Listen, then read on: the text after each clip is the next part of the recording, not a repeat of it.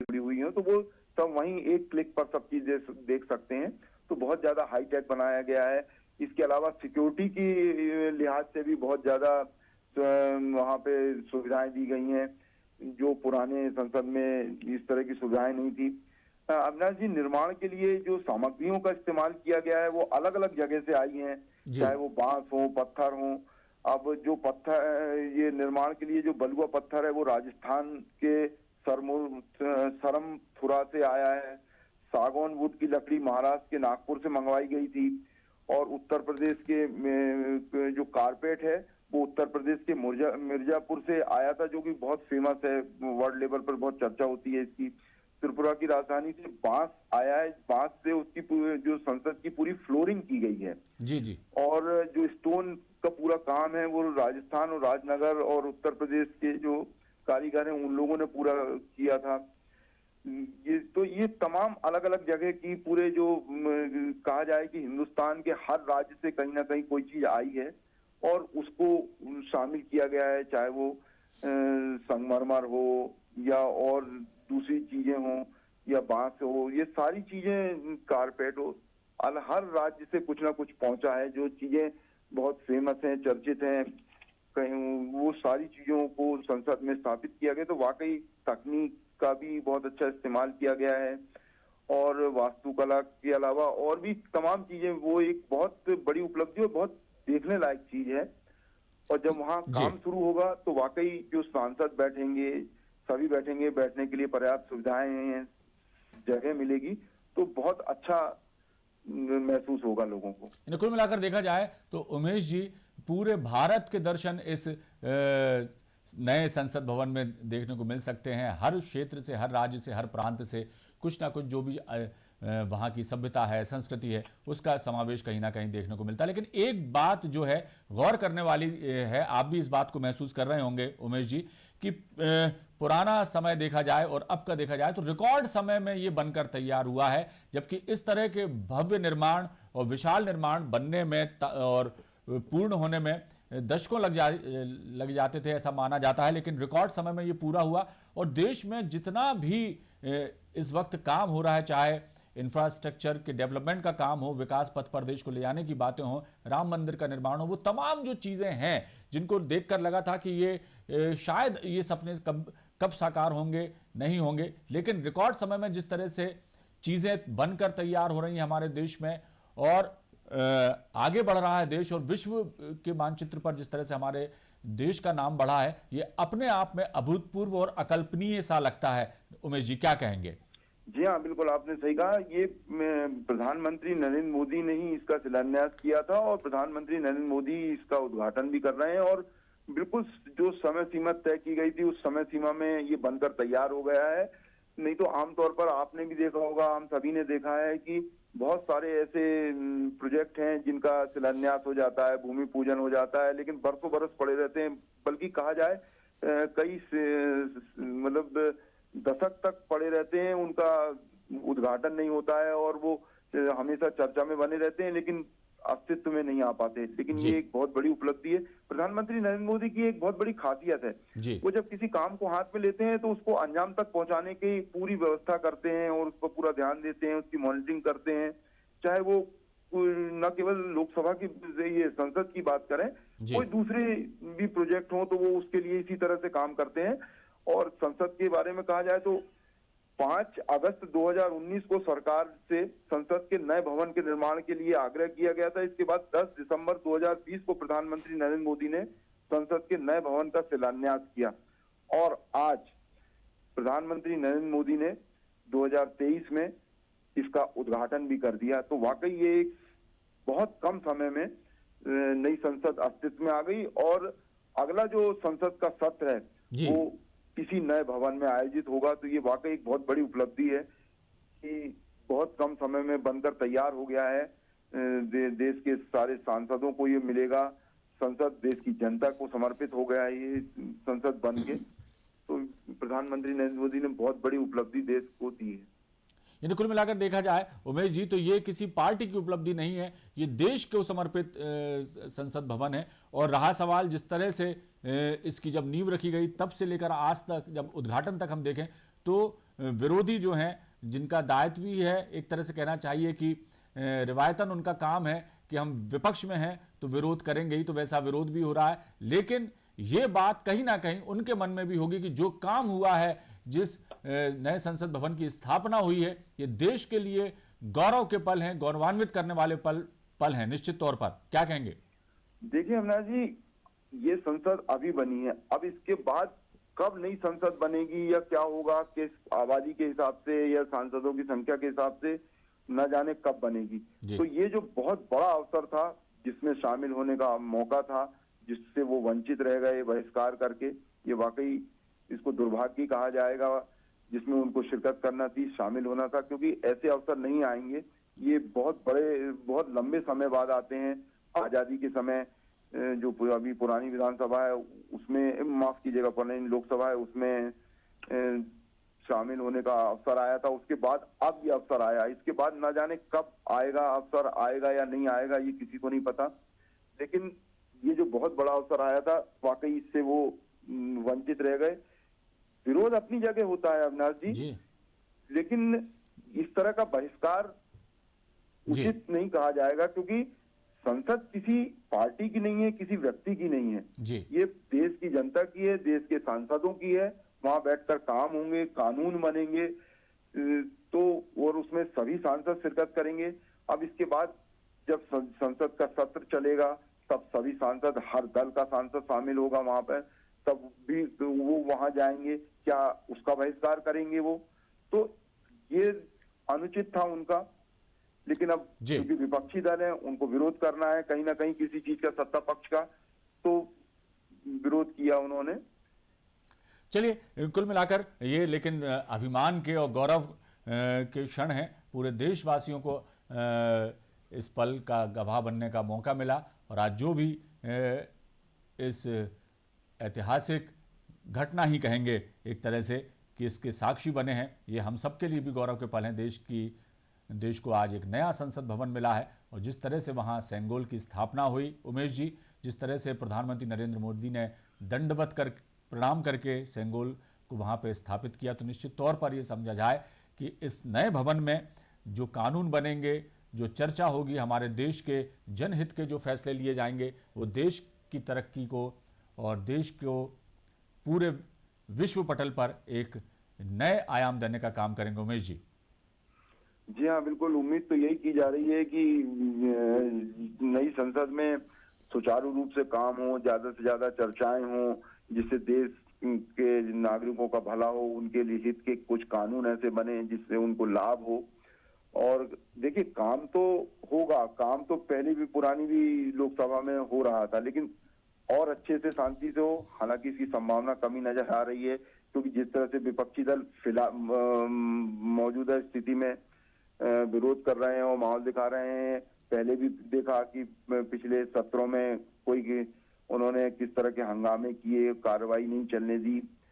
तो आगे भी इस तरह के होते रहेंगे, लेकिन उम्मीद यही है कि सांसदों को, हर दल को, हर सांसद को कहीं ना कहीं चर्चा में भाग लेना चाहिए, जिससे जो जनता के प्रतिनिधि के रूप में वहां गए हैं, उनका ज्यादा से ज्यादा काम हो, उनके हित में नए से नए कानून बने। क्योंकि जितनी ज्यादा चर्चा होगी, बातें उठने वहां पे होंगी, तो उससे कुछ ना कुछ सार्थक चीजें निकल के आएंगी, और उससे जनता का ही कहीं ना कहीं लाभ होगा। क्योंकि लोकसभा में और विधानसभा में जो भी चीजें बनती हैं वो कानून के रूप में बनते हैं, और वो आगे जाके जनता को बहुत ज्यादा लाभ पहुंचाते हैं, उनके हित में बनते हैं। और यदि वहां चर्चा नहीं होगी, वहां उस पे विस्तार से बातें नहीं होंगी, तो चीजें निकल के नहीं आएंगी कि जनता को क्या चाहिए है, जनता को क्या दिक्कतें हैं, उनके समाधान के क्या रास्ते हो सकते हैं, क्या उपाय हो सकते हैं। हल्ले गुल्ले में सब चीजें दब जाती हैं। तो इस चीज को कहीं ना कहीं राजनीतिक दलों को भी सोचना होगा। जनता के प्रतिनिधि के रूप में जाते हैं, तो उन्हें अपने उस फर्ज का को भी निभाना चाहिए। बिल्कुल, निश्चित तौर पर उमेश जी, एक जनता के प्रति जो दायित्व है, जनता जिनको चुनकर भेजती है संसद में, उनका भी दायित्व बन जाता है कि जनहित के मुद्दों को प्रमुखता से वो उठाएं। और जिस संसद में, जिस संसद भवन में ये तमाम जनहित की और देश के कल्याण के लेकर चर्चा होती है, उसका सम्मान करें। और रहा सवाल नए संसद भवन के उद्घाटन का, तो उसका पहला चरण पूरा हो चुका है। दूसरे चरण में राष्ट्रगान के साथ इसकी शुरुआत होगी। बहुत शुक्रिया उमेश जी, आपने इस चर्चा के लिए। हो चुका है वैदिक मंत्रोच्चार और सनातन संस्कृति और परंपराओं के बीच इसका पहला चरण पूर्ण हुआ। प्रधानमंत्री नरेंद्र मोदी ने विधि विधान से धार्मिक अनुष्ठानों के बीच सेंगोल की पूजा अर्चना की, उसे दंडवत प्रणाम किया और संसद भवन में सदन में लोकसभा स्पीकर की चेयर के दाहिने हाथ पर इसे स्थापित किया, उसे नमन किया, उसके आगे दीप प्रज्वलित किया और पुष्प अर्पित किए। एक गौरवशाली क्षण हमारे देश के लिए, जहां हमारे देश को नया संसद भवन मिला है, जो वास्तु कला में तो बेजोड़ है ही, जिसमें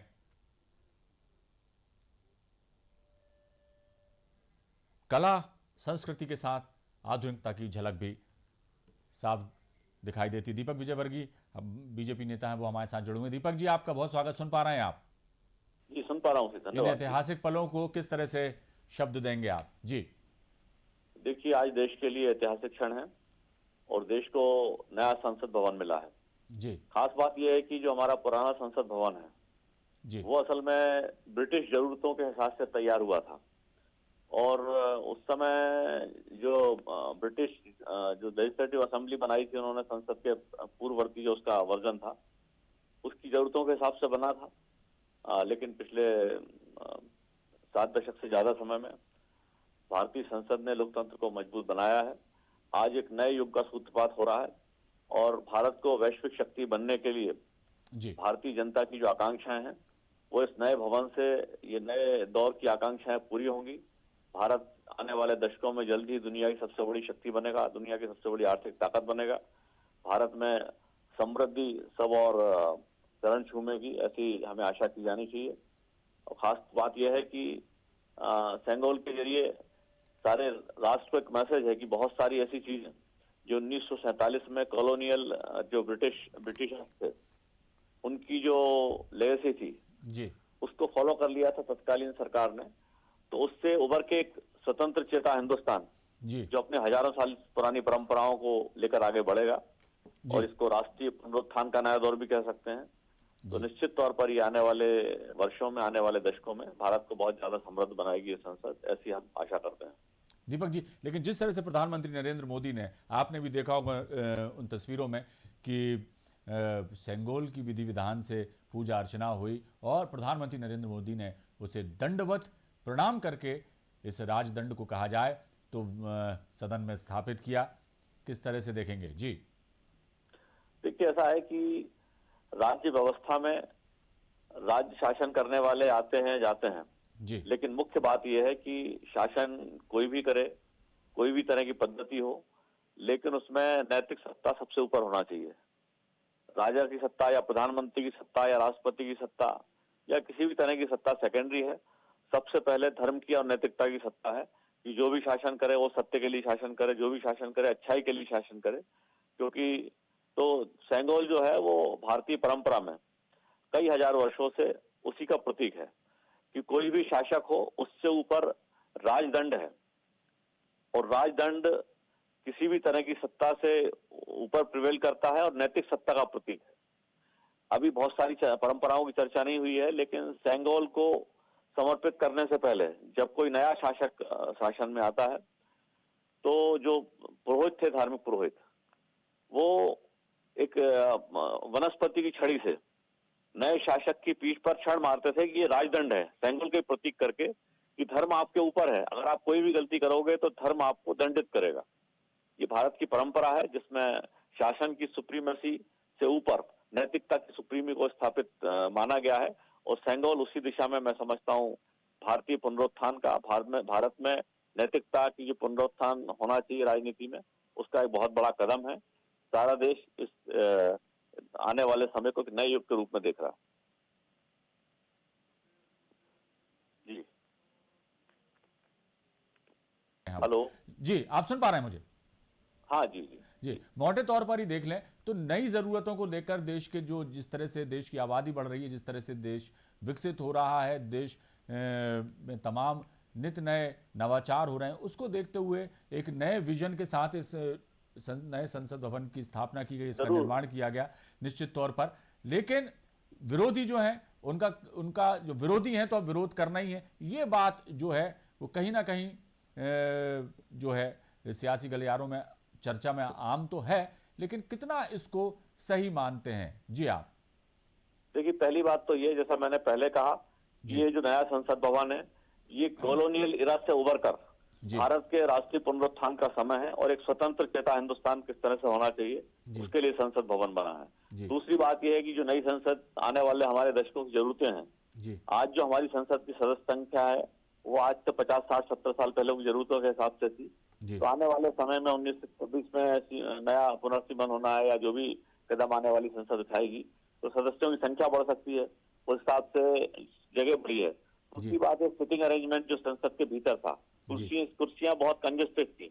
100 साल में लोगों के बैठने के तरीके में, उठने के तरीके में बहुत सारा बदलाव आया है, तो कुर्सियां ज्यादा आरामदेह और ज्यादा बड़ी बनाई गई हैं। तो निश्चित तौर पर इससे बेहतर विचार क्षमता विकसित होगी। लेकिन सबसे बड़ा एक जो कदम है कि संसद से उसी भवन के अंदर जो सेंट्रल विस्टा पूरा बना है उसमें मंत्रालयों के लिए जगह है और सरकारी दफ्तरों की बड़ी संख्या जो मंत्रालय से संचालित होते हैं, मंत्रियों के जरिए संचालित होते हैं, वो उसी भवन में आ जाएंगे और इसके जरिए भारत सरकार को कम से कम 1000 करोड़ रुपए सालाना की बचत होगी, जो आज निहित स्वार्थों या निहित व्यवसायियों या निजी जेबों में पहुंच रही है। तो ये भारत के राजस्व की, गरीब जनता के राजस्व की बड़ी बचत होगी और इसको देश के विकास में लगाया जा सकेगा। तो जो लोग आलोचना कर रहे हैं कि 200 करोड़ रुपए खर्च कर दिए, उन्हें समझ में आना चाहिए कि इस भवन से 1000 करोड़ रुपए सालाना बचने वाला है जो इस देश के विकास में लगेगा। अब अगर कुछ निहित स्वार्थों पर चोट पहुंची है तो मैं समझता हूं कांग्रेस पार्टी और उन सारे दलों को आज के दिन कम से कम इससे बाहर विचार करना चाहिए, क्योंकि सारा देश देख रहा है कि वो किस तरह के लोगों के हितों का पोषण करते हैं। हमारा उनसे आग्रह है, आज ये जो शुभ दिन है इस दिन शुभकामना के लिए रखा जाए। बिल्कुल सही बात कही, सही बात कही। लेकिन बस आखिरी में ये और एक जानना चाहूंगा बात आपसे दीपक जी, इस बात के से आप भी इत्तेफाक करेंगे कि जिस कल्पना से, जिस परिकल्पना से इस नए संसद भवन की स्थापना की गई है, इसका निर्माण किया गया है, तो उस शुचिता को, उसके गरिमा को भी कायम रखने का काम सभी सम्मानित सांसद करें। तो ये भी हम उम्मीद करते हैं उनसे। आप सांसदों से क्या कहेंगे आप बहुत ही कम शब्दों में? जी जरूर। आज जो राजदंड की स्थापना हुई है, स्पीकर के जो कुर्सी के पास राजदंड की स्थापना हुई है, सेंगोल की स्थापना हुई है, वो इसी बात का प्रतीक है कि देश में पिछले 70-75 सालों में अगर कहीं पर कोई कानून व्यवस्था के लिए, कानून के शासन के नाम पे, रूल ऑफ लॉ के लिए या विधि के शासन के लिए कहीं कोई कमी रह गई है तो राजदंड की सुप्रीमेसी ये सुनिश्चित करेगी कि इस देश में 100% न्याय की व्यवस्था हो, हर व्यक्ति को न्याय मिले, हर नागरिक को उसके अधिकार मिले।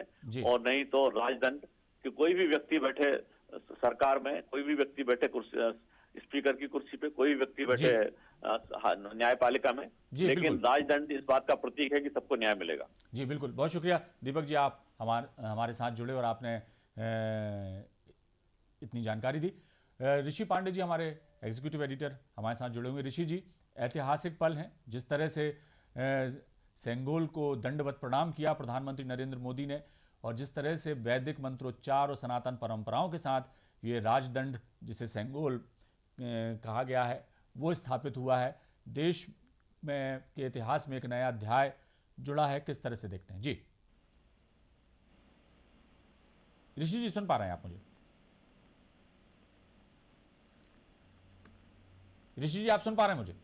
जी, आप सुन पा रहे हैं? हाँ, मैं आपकी आवाज आ रही। मेरा सवाल सुना हो तो जवाब सुन लिया, मैं सुन चुका हूँ आपका सवाल। जी जी। क्योंकि आज बहुत महत्वपूर्ण दिन है भारत के लोकतंत्र संविधान की दृष्टि से देखा जाए जी, तो आज देश को एक नई संसद मिली है, एक लोकतंत्र का नया मंदिर मिला है और पूजा पाठ और सर्वधर्म प्रार्थना के साथ इस इमारत का औपचारिक रूप से यह देश को समर्पित कर दी गई जी।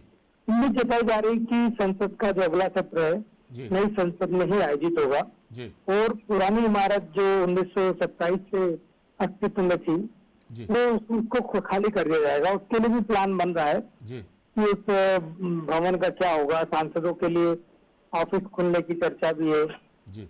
सभी सांसदों के लिए 500 स्क्वायर फीट के एक एक ऑफिस वहीं खोला जाएगा ताकि जी संसद के दौरान उनके कामकाज हो सके, उनको थोड़ा रेस्ट करना हो तो रेस्ट भी कर सके, जी क्योंकि सेंट्रल विस्टा का जो पूरा प्रोजेक्ट है उसी का हिस्सा है पुरानी संसद और नई संसद। जी तो ये अब इसको संरक्षित किया जाएगा क्योंकि ये भी एक धरोहर है, भले ही ब्रिटिश काल की धरोहर है पर धरोहर तो है।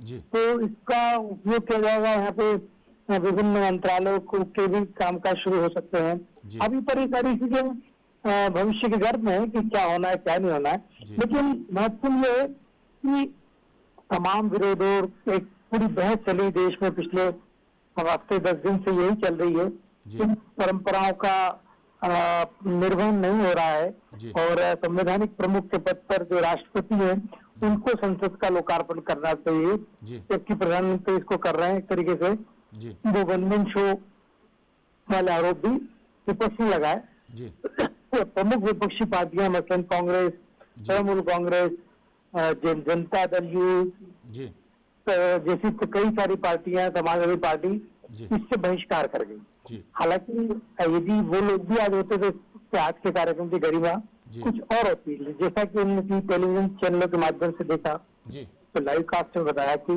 जी। इस तरीके से जो राजदंड है जी उसका प्रधानमंत्री ने जिस तरीके से उसको दंडवत किया जी। और मंत्रोच्चार के बीच उन्होंने जी लोकसभा स्पीकर की जो आसंदी है जी। उसके पीछे उसको स्थापित किया जी। और वहीं दीप प्रज्वलित करके और उसका विधिवत जी। उद्घाटन किया, देश को समर्पित किया। देश की नई संसद जी। बहुत बड़ी संसद है। जी प्रस्तावित है कि 2026 में जी एक बार जी परिसीमन परिसीमन होगा जी। और उस परिसीमन के समय सांसदों की संख्या बहुत बढ़ेगी। जी। उसको देखते हुए जो मौजूदा हाल है, जी जो अभी मौजूदा संसद है वो पर्याप्त जी। नहीं हो पाएगी, जी। क्योंकि ये मैंने पहले भी कहा था कि ये जो अभी जो संसद का भवन है जी वो संसद का भवन 2 विधायिका के लिए नहीं था।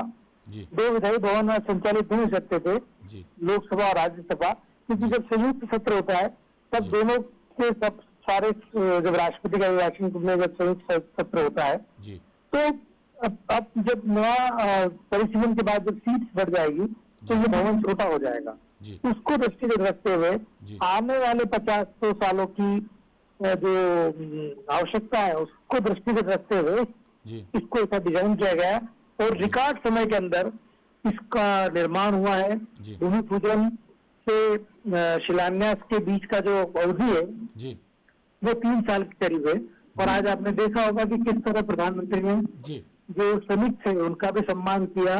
जी इससे पहले से बनारस में भी जो हुआ था तब भी उन्होंने जी श्रमिकों का सम्मान किया था।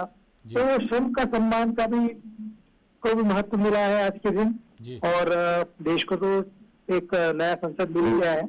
जी और ये क्योंकि ये एक तरीके से प्रतीकात्मक सारी चीजें, ये जी। प्रतीक है। जी ये विश्व में भी इस बात को भारत की जो प्रगति है जी। उसका एक सूचक बनेगा जी। कि किस तरीके से भारत ने रिकॉर्ड समय में इतना बड़ा भवन तैयार खड़ा कर दिया और जहाँ पे अब संसद की कार्रवाई भी हमको निकट भविष्य में देखने को मिलेगी।